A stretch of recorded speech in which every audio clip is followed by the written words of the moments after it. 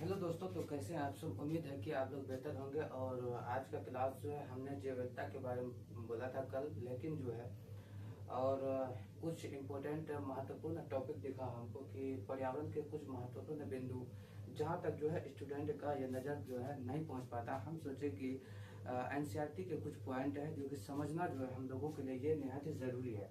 तो हम शुरू करते हैं थोड़ा सा, क्योंकि जो है हम यहाँ पे दो पहलू बनाते हैं। जो भी क्लास चलता है दो पहलू से चलाते हैं हम। पहला चलता है कि क्या है महत्वपूर्ण चीज जो कि कुछ एग्जाम पे आते हैं उनसे रिलेटेड है, और कुछ जो है हम यहाँ लिखे डिस्कशन फैक्ट के बारे में। अब हम जानने की कोशिश करेंगे। सबसे पहले हमने लिखा प्राथमिक प्रदूषण। क्या लिखा है? प्राथमिक प्रदूषण। ये प्राथमिक प्रदूषण क्या होता है ना, इन चीजों के बारे में जानेंगे। ये प्राथमिक प्रदूषण क्या है? डायरेक्ट जो है वायुमंडल से, जो डायरेक्ट वायुमंडल से हमको जो है मिल जाता है उसको क्या बोलते हैं? प्राथमिक प्रदूषण बोलते हैं।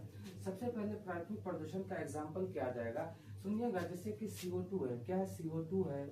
उसके बाद आपका आ जाएगा क्या? NO2 आ जाएगा। उसके बाद जो है SO2 आ जाएगा, है ना। ये हो गया डायरेक्ट हम लोग को जो है मिल जाता है। ये हो गया आपका प्राथमिक प्रदूषण। यहीं से जो है आपका टीआरई 2 या 3 में जो है यहाँ से क्वेश्चन बना था। अब देखेंगे हम द्वितीयक प्रदूषण क्या होता है। द्वितीयक प्रदूषण के बारे में जानेंगे। द्वितीयक प्रदूषण क्या होता है मेरे भाई? द्वितीयक प्रदूषण का मतलब हुआ जो कि इनसे ड्राइव होता है। किससे होता है? इनसे ड्राइव हो। सबसे पहले इसका एग्जांपल जानिए तो क्या होता है? H2CO3। H2CO3 जो है इसको हम क्या बोलते हैं? H2CO3 हो गया, क्या कहते हैं? HNO3 हो गया, जिसको बोलते हैं HNO3 को आप याद रखिए, इसको बोलते हैं नाइट्रिक अम्ल। क्या बोलते हैं? नाइट्रिक अम्ल बोलते हैं। उसके बाद जो है आपका आता है H2SO4, जिसको बोलते हैं सल्फ्यूरिक अम्ल। क्या बोलते हैं? सल्फ्यूरिक अम्ल। इसको बोलते हैं सल्फ्यूरिक अम्ल बोलते हैं।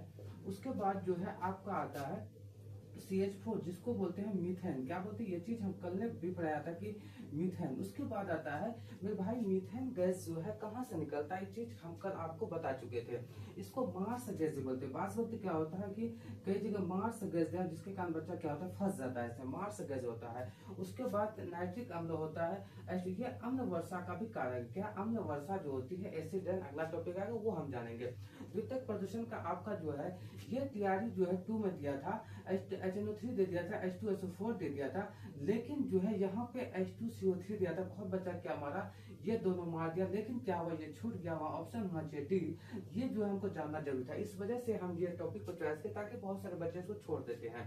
उसके बाद हम जानेंगे मेरे भाई, हमने लिखा अम्ल वर्षा। क्या लिखा? अम्ल वर्षा। अब देखिए अम्ल वर्षा क्या है। अम्ल वर्षा के बारे में थोड़ा हम जानेंगे। अम्ल वर्षा क्या है? जब पीएच मान जो है 5.6 से, पीएच मान जो होता है, पीएच मान क्या हो? 5.6 से कम हो जाए। 5.6 से क्या हो? कम हो जाए तो क्या होता है? अम्ल वर्षा कारक बन जाता है। क्या बनता है? अम्ल वर्षा का कारक बन जाता है। अम्ल वर्षा के दो घटक हैं। दो घटक है। पहला होता है, क्या होता है आपका? देखिएगा NO2 होता है, उसके बाद होता है SO2। अब जो है इसमें क्या होता है? वर्षा। वर्षा मतलब जल। जल मतलब क्या होता है? जल मतलब होता है H2O। क्या होगा मेरे भाई? जल का मतलब होता है H2O। H2O से जब रिएक्शन करेगा H2O प्लस NO2 करेगा तो जाहिर सी बात है क्या बन जाएगा? क्या कहते हैं? NO2 बन जाएगा। तो यहाँ हो जाएगा HNO3 हो जाएगा। क्या हो जाएगा? HNO3 हो जाएगा।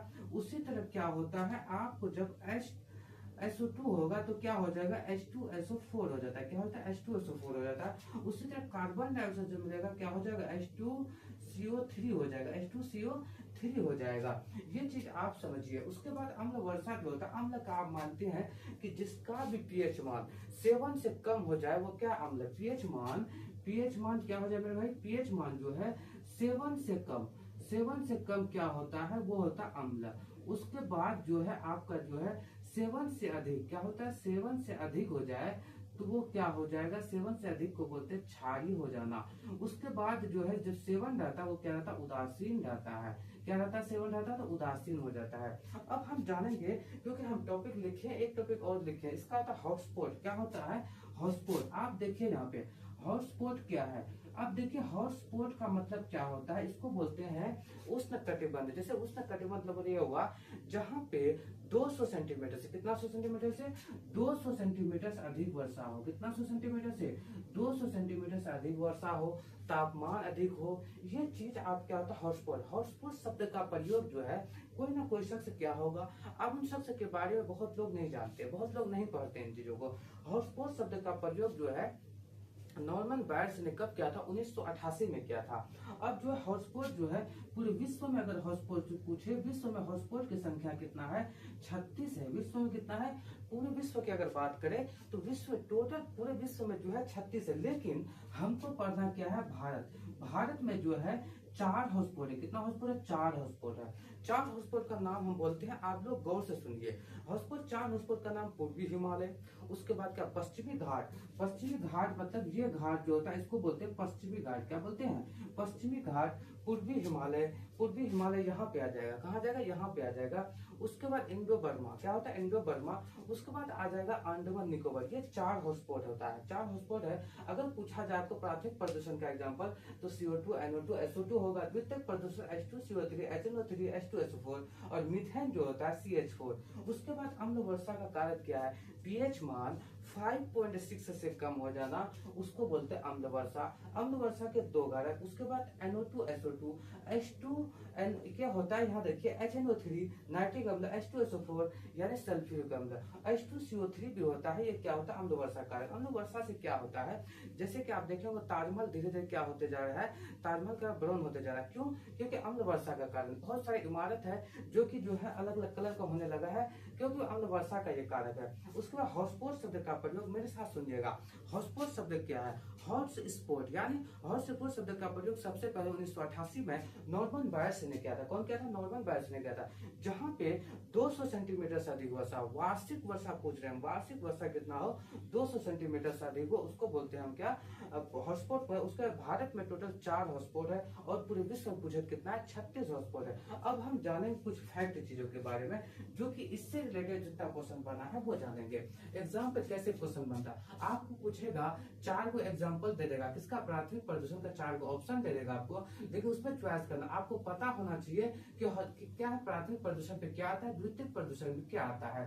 एक द्वितीयक प्रदूषण पे आता है पान होता है, ये होता है HFP होता है, क्या होता है, HFP होता है। ये सब द्वितीयक प्रदूषण का उदाहरण है। अब देखिए CO2, NO2, SO2, N2, O2 जो है ये सारा चीज क्या आ जाएगा, प्राथमिक प्रदूषण हो जाएगा। अगर द्वितीयक पूछे तो आप H2SO4, HNO3 जिसको नाइट्रिक अम्ल बोलते हैं, H2CO3, CH4 जिसको मीथेन बोलते हैं, पान होता है, HF होता है। ये सारा चीज आपका क्या हो जाएगा मेरे भाई, ये हो जाएगा द्वितीयक प्रदूषण।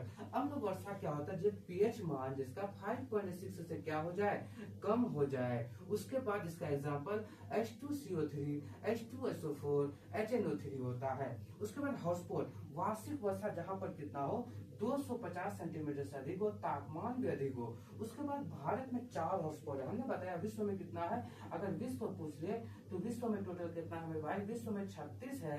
और जो है पश्चिमी घाट, भारत में हॉटस्पॉट पूछा है तो पश्चिमी घाट, इंडो बर्मा, पूर्वी हिमालय, उसके बाद अंडमान निकोबार। हॉटस्पॉट शब्द का प्रयोग सबसे पहले कौन किया था, नॉर्मन बायर्स ने किया था। दोस्तों तो ये जो है आज हो गया आपको कुछ पर्यावरण के महत्वपूर्ण टॉपिक है। जो अब अगली क्लास में हम जानेंगे बायोडाइवर्सिटी क्या है, बायोडाइवर्सिटी के बारे में हम जानने की कोशिश करेंगे अगली क्लास में। आप जो है इसको जो है बार बार देखिए इस वीडियो, क्योंकि ये बहुत इंपॉर्टेंट टॉपिक है। हर एग्जाम के पॉइंट ऑफ व्यू से जो है ये बहुत ज्यादा इंपॉर्टेंट साबित है। जैसे SSC हो गया, UPPCS हो गया, उसके बाद बहुत सारे स्टेट लेवल का जो भी एग्जाम है, सारे एग्जाम में ये जरूरी है पर्यावरण, क्योंकि ज्योग्राफी सब पढ़ लेते हैं लेकिन पर्यावरण को समझना थोड़ा कठिन होता है। जब आप ज्योग्राफी से रिलेटेड कीजिएगा तो अगली क्लास में हम जानेंगे बायोडाइवर्सिटी के बारे में। आप वीडियो को जरा से ज्यादा दोस्तों को शेयर करें, एवन क्लासेस को फॉलो जरूर करें। तो आपको जो है ये फ्री ऑफ कोर्स है और इससे टॉपिक के रिलेटेड जितना भी ये है आप कमेंट में अपने राय जरूर दीजिए कि क्लास आपको कैसा लगा। तो धन्यवाद, फिर मिलते हैं हम लोग बायोडाइवर्सिटी के बारे में। कल पढ़ेंगे हम किसके बारे में, बायोडाइवर्सिटी के बारे में। शुक्रिया। तो वीडियो को जरा से शेयर कीजिए आप लोग।